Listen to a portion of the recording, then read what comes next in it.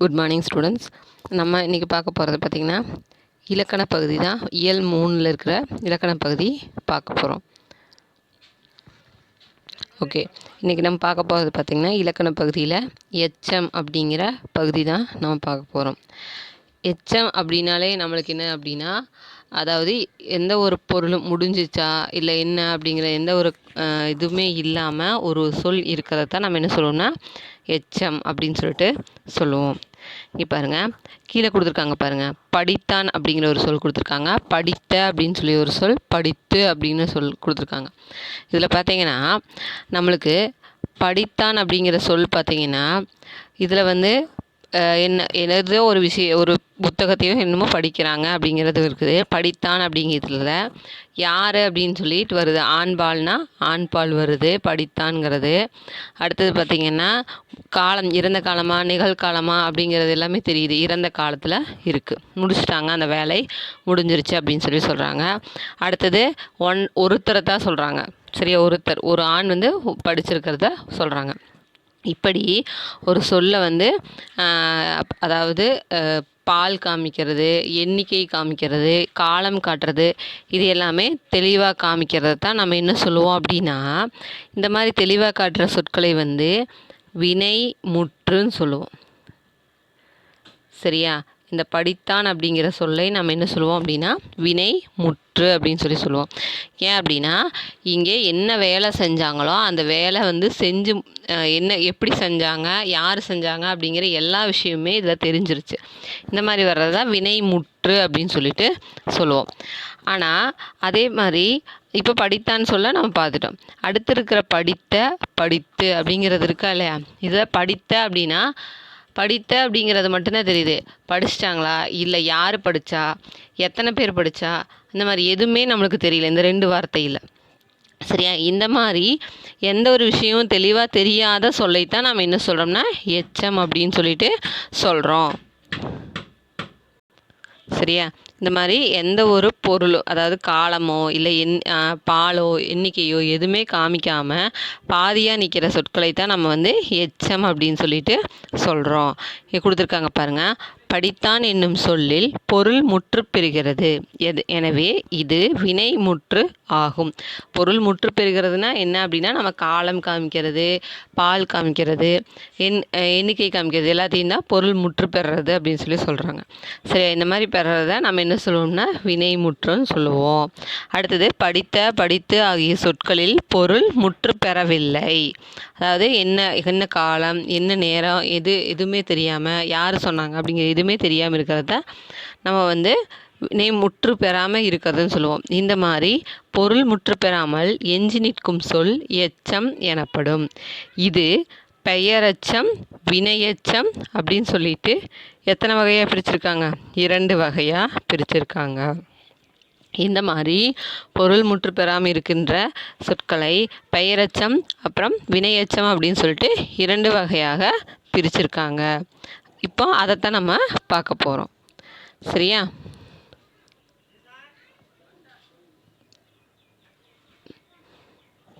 First பெயரெச்சம் அப்படின்னா என்னன்னு பார்க்கலாம். இங்கே பாருங்கள், படித்த என்னும் சொல் மாணவன், மாணவி, பள்ளி, புத்தகம், ஆண்டு போன்ற பெயர் சொற்களுள் ஒன்றை கொண்டு முடியும். அதாவது படித்த அப்படிங்கிற சொல் வந்து படித்த மாணவன், படித்த மாணவி, படித்த பள்ளி, படித்த புத்தகம், படித்த ஆண்டு அப்படின்னு சொல்லிட்டு பெயர் சொற்கள், அதாவது மாணவன், மாணவி, பள்ளி, புத்தகம், ஆண்டு, இதெல்லாமே என்ன சொல், பெயர் சொல். சரியா, இந்த மாதிரி பெயர் சொற்களை கொண்டு முடியும்.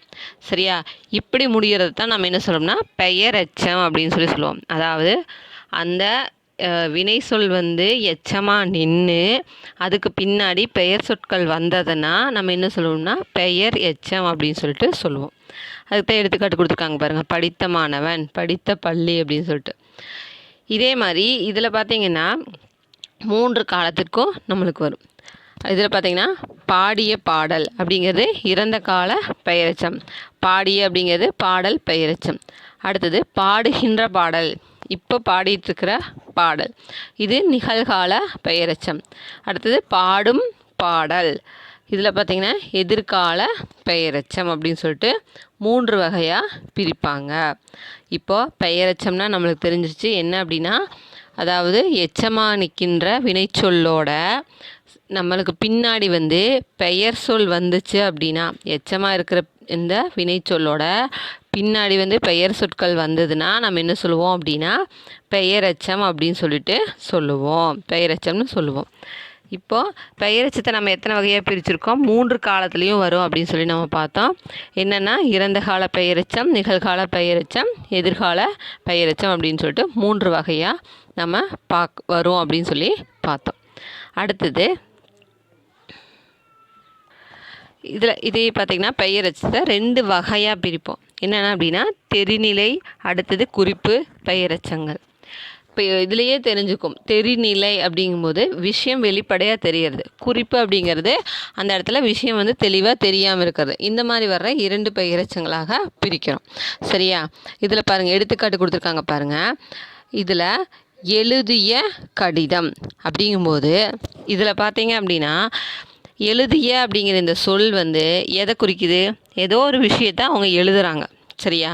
அதுக்கப்புறம் பார்த்தீங்கன்னா எழுதிய அப்படிங்கும்போது அந்த வேலை முடிஞ்சிருச்சு, எழுதிட்டாங்க அப்படிங்கிறதும் தெரியுது.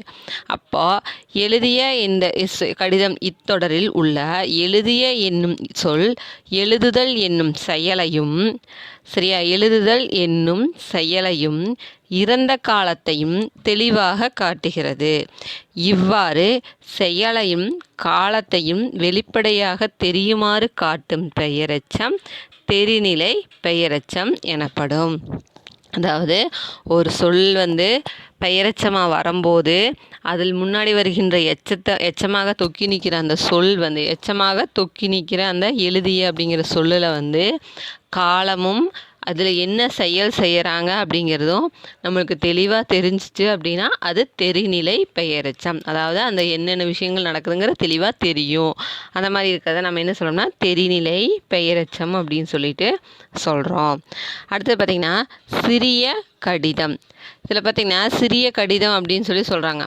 ஆனால் கடிதம் அப்படிங்கிறது அந்த இதில் என்ன விஷயம் இருக்குது, அது என்ன அப்படிங்கிறது எதுவுமே அந்த என்ன முடிச்சுட்டாங்களா, என்ன பண்ணாங்க அப்படிங்கிற எதுவுமே தெரியல. சிறிய அப்படிங்கிறது அதோட தன்மை, அது சின்னதாக இருக்குது அப்படிங்கிறது அதோட தன்மையை மட்டும்தான் குறிக்குது. அதை மாதிரி இருக்கிறத நம்ம என்ன சொல்லணும்னா குறிப்பு பெயரெச்சம் அப்படின்னு சொல்லி சொல்லுவோம். இங்கே பாருங்கள், இத்தொடரில் உள்ள சிறிய என்னும் சொல்லின் செயலையோ காலத்தையோ அறிய முடியவில்லை, பண்பினை மட்டும் குறிப்பாக அறிய முடிகிறது. அதாவது அதோட பண்பு அது எப்படி இருக்கும் அப்படிங்கிறத மட்டும்தான் நம்ம தெரிஞ்சுக்க முடியுது.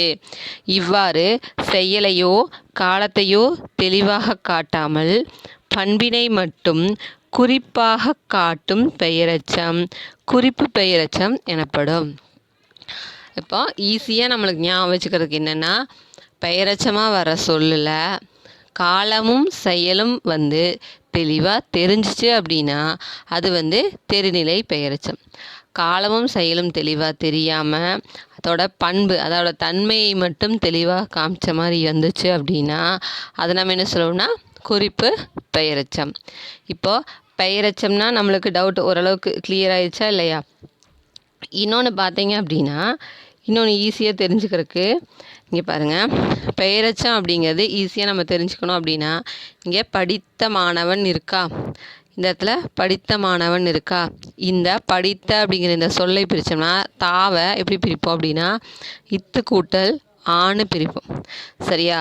எப்போவுமே இந்த எச்சமாக இருக்கிற அந்த சொல்லோட பின்னாடி ஆ அப்படிங்கிற உயிரெழுத்தை வச்சு முடிஞ்சது அப்படின்னா அதை நம்ம என்ன சொல்லுவோம் அப்படின்னா பெயரெச்சம் சொல்லுவோம்.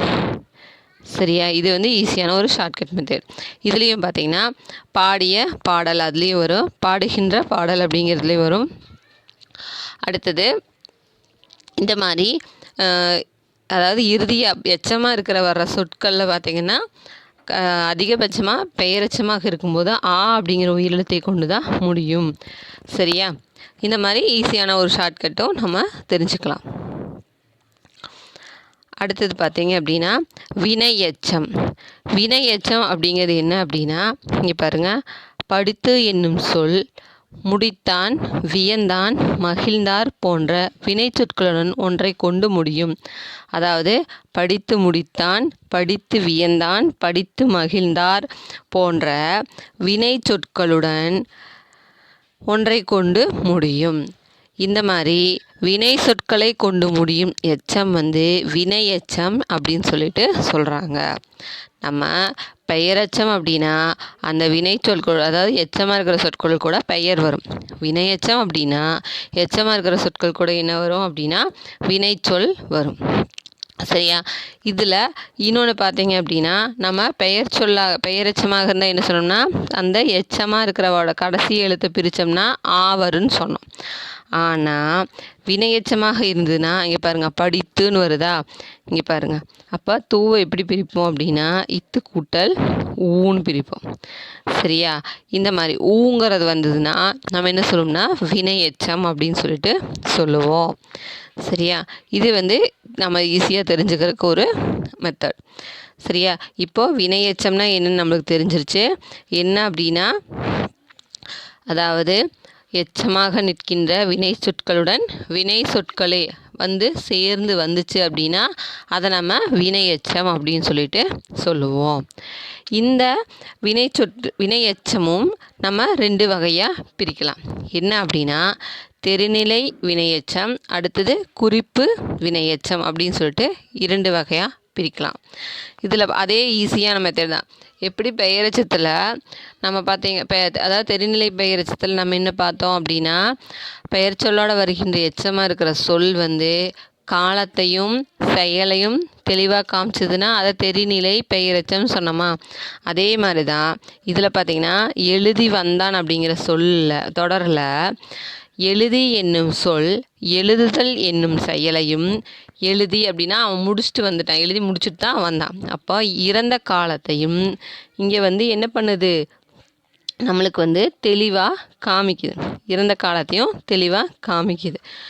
இப்படி செயலையும் காலத்தையும் வெளிப்படையாக தெரியுமாறு காட்டும் வினை சொல்லை நம்ம என்ன சொல்கிறோம், தெரிநிலை வினையெச்சம் அப்படின்னு சொல்லிட்டு சொல்கிறோம். அதே மாதிரி அதுக்கப்புறம் மெல்ல வந்தான் அப்படிங்கிற இந்த தொடரில் மெல்ல அப்படிங்கிற அந்த சொல் மெல்ல வந்தான் அப்படிங்கிறது என்ன, இந்த இடத்துல நம்மளுக்கு செயலோ இல்லை காலமோ எதுவுமே அதில் தெரியல. அதோட பண்பு மட்டும்தான் நம்மளுக்கு தெரியுது. எப்படி வந்தான், மெதுவாக வந்தான் அப்படிங்கிறதான அதோட பண்பு, அவனை எப்படி வந்தான் அப்படிங்கிற ஒரு தன்மையை மட்டும்தான் நம்மளுக்கு குறிக்குது. அப்போது மெல்ல என்னும் சொல் காலத்தை வெளிப்படையாக காட்டவில்லை, மெதுவாக என்னும் பண்பை மட்டும் உணர்த்துகிறது. இவ்வாறு காலத்தை வெளிப்படையாக காட்டாமல் பண்பினை மட்டும் குறிப்பாக உணர்த்தி வரும் வினையெச்சம் குறிப்பு வினையெச்சம் அப்படின்னு சொல்லிட்டு சொல்கிறாங்க. இப்போது அதாவது தெரிநிலை பெயரெச்சமும் தெரிநிலை வினையெச்சமும் ஒரே மாதிரி, அதாவது காலமும் செயலும் தெளிவாக காமிச்சதுன்னா அது பெயரெச்சமாக இருந்ததுன்னா தெரிநிலை பெயரெச்சம், வினையெச்சமாக இருந்ததுன்னா தெரிநிலை வினையெச்சம். அதே மாதிரி காலத்தையும் செயலையும் காமிக்காமல் பண்பை மட்டும் காமிச்சது அப்படின்னா அது பெயரெச்சமாக இருந்ததுனால் குறிப்பு பெயரெச்சம், வினையெச்ச சொல்ல தொடராக இருந்ததுன்னா அது குறிப்பு வினையெச்சம். இவ்வளோதான். அடுத்தது பார்த்திங்க அப்படின்னா முற்றெச்சம். சரியா? இதில் பார்த்திங்க அப்படின்னா இந்த தொடரை படித்தோம்னா தான் நம்மளுக்கு அதோட வித்தியாசம் தெரியும். பாருங்கள், வள்ளி படித்தனள் அப்படின்னா இதில் வள்ளிங்கிற படித்தா அப்படிங்கிற ஒரு பொருளை கொடுக்குது. அப்போது இந்த தொடரில் படித்தனள் என்னும் சொல் படித்தால் என்னும் வினைமுற்று பொருளை தருகிறது. அதாவது அந்த வினை செயல் எல்லாமே முடிஞ்சு காலம் காமிக்குது, ஆண் பாலா பெண் பாலா ஒன்றன், அதாவது ஒருமையா பன்மையா இது எல்லாமே இந்த இடத்துல காமிக்குது. அப்போது இது வினைமுற்று அப்படின்னு சொல்லி நம்ம வச்சுக்கலாம் இதைய இந்த படித்தனள் அப்படிங்கிற இந்த சொல்ல. சரியா? ஆனால் இங்கே பாருங்கள், வள்ளி படித்தனள் மகிழ்ந்தாள். இந்த இடத்துல பார்த்தீங்கன்னா படித்தனள் அப்படிங்கிறது பார்த்தீங்கன்னா படித்து என்னும் வினையெச்ச பொருளை தருகிறது. சரியா?